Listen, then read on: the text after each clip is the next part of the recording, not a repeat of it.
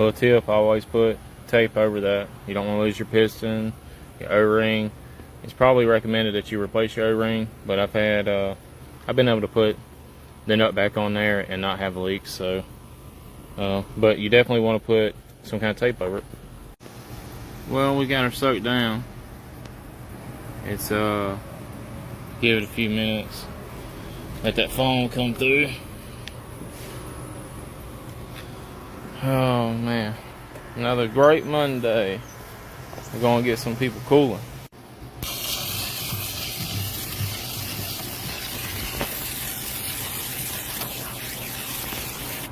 At the end of the day, always make sure to cut your hands up when you're cleaning these coils.